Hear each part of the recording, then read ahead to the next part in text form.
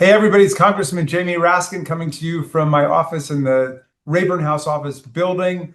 It's Friday, July the 11th, and we are celebrating the continuing resiliency and strength of American civil society.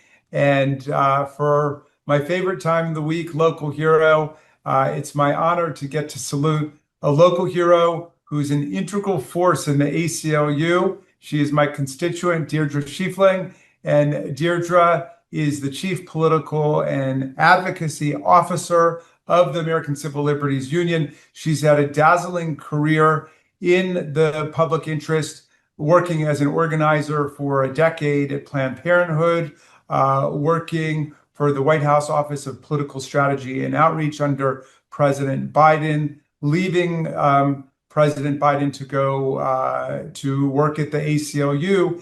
And, in addition to her work for the president, she has worked for the United Steelworkers. She's been a union organizer. She's been with the Working Families Party. But she is a great representative of the common good and the rights and the freedoms of the people. And because of all of the amazing work the ACLU has been doing and she's been doing, we are naming you this week our local hero. Deirdre, congratulations to you.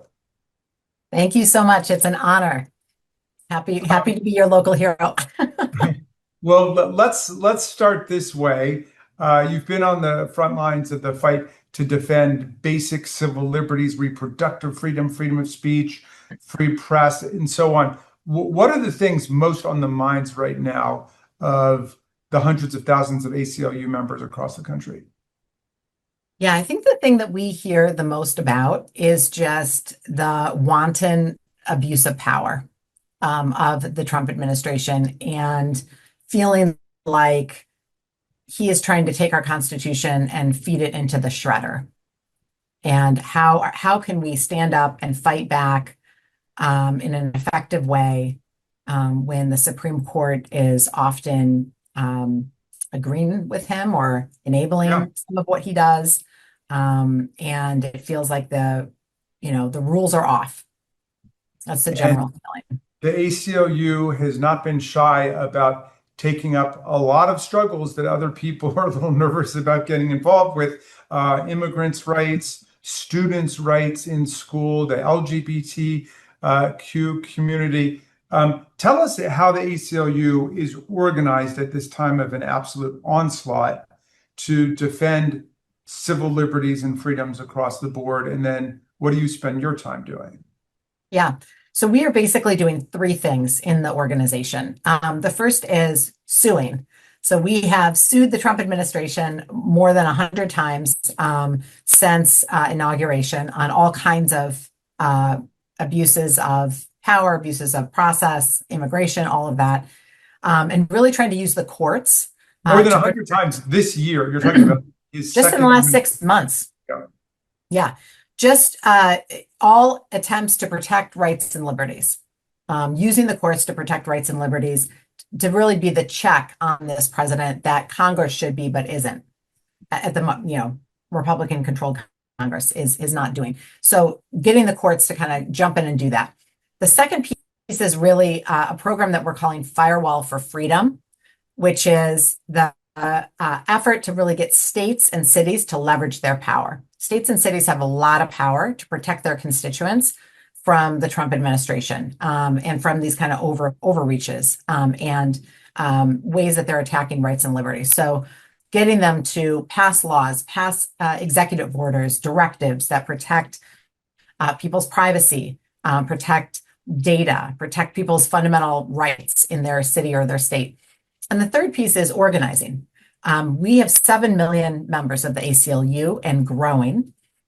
We have a very active base and have been really working to develop the leadership of our volunteers so that we can get them out into the streets and really demonstrate a strong public opposition to the Trump administration and a strong public support for rights and liberties. And I think that's really, really important right now. Well, but on that last point, is the ACLU actually explicitly and formally involved in things like the No Kings rally Yes. Yes. and public So, protests. yes, this is a big departure for the organization. So, and this was something that, was very important to me in this role, that we really use all the power that we have, and people power is a huge way that we can defend rights and liberties, protect rights and liberties. So we were involved in No Kings. We were involved in the hands-off protests. And we have trained at this point more than 50,000 people of our supporters in Know Your Rights. So when they go to a protest, or if they are part of an immigrant community, they actually know their rights, whether it's dealing with ICE, dealing with the police during a protest. They can go in there informed and confident. So this is not your grandfather or grandmother's ACLU. I mean, it's not just all about going to court and suing. That's the beginning of it. In some sense, it's still the heart of it, but that's not all you're doing. There's legislative work, there's public education and advocacy, and now it sounds like there's popular organizing and protests. Yes, that's right. And of course, we also work with amazing partners like you in Congress. So, we also have a congressional program that works with partners, lobbies, supports the amazing work of champions of rights and liberties, you at the forefront in helping to fight back on the federal level. So we're really operating on all the fronts. The great thing about the ACLU is that we have local affiliates in every single state in the country. Like, you couldn't build an organization like this now. It would take you decades. So we have these amazing affiliates that are in every single state, plus the national office. And together, that makes us a very powerful force. Yeah.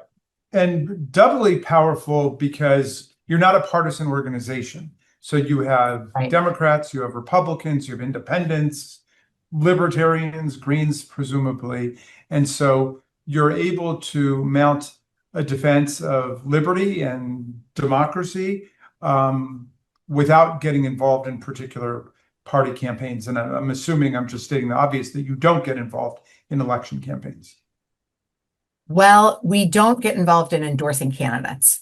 And we never tell voters who to vote for. So you're right that we are nonpartisan. However, in 2018, the organization started to do more explicit voter education work around the differences between candidates on the core issues that the ACLU works on, because elections are extremely important in defending rights and liberties. And so we want to try to make sure that we have the strongest environment that we can for protecting rights and liberties by having an. So you would ask candidates, people running for office, where they stand on particular things and publish like a voter guide, that sort of thing. A voter guide. We do mail, we do radio ads, we do things that look and feel like all the ways that modern voter education happens, but without a partisan vote for this person recommendation. So we present the facts, and then the voters can come to their own conclusion. Yeah. Well, the thing I've always loved about the ACLU, and I know it can be maddening to some people, is how consistent they are across the board. So, President Trump believes very strongly in civil liberties. For him, when he's on trial, he insists on every due process protection, right to counsel, right to cross-examine, and so on for himself. But he doesn't believe in it for lots of other people. He doesn't believe in due process for immigrants. And, I remember he took out the ad calling for the death penalty for the Central Park Five, who were not guilty, who weren't the ones, and then, never recanted from that. So the Constitution, the Bill of Rights are way too serious for us to turn it on and turn it off according to whether it suits our fancy and helps our team.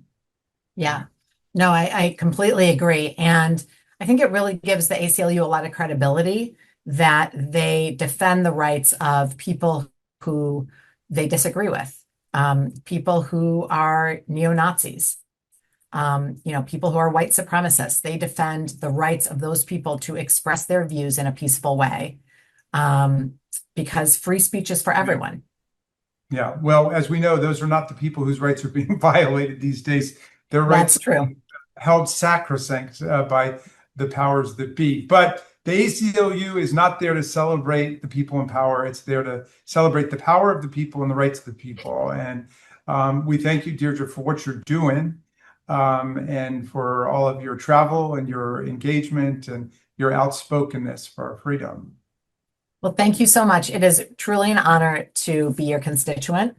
I always tell everybody I have the best Congress member you could possibly have, and it is true. So really appreciate you and all of your service. And thank you for making me Hero of the Week.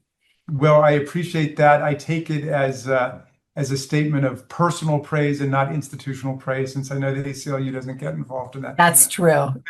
Good catch. Good catch on my behalf. But I thank you for your leadership and your activism. Everybody, please call up Deirdre Schifeling and thank her for her amazing work. Send her an email and a text. She's a critical figure in these days, and celebrate our local hero. Thank you for everything you do.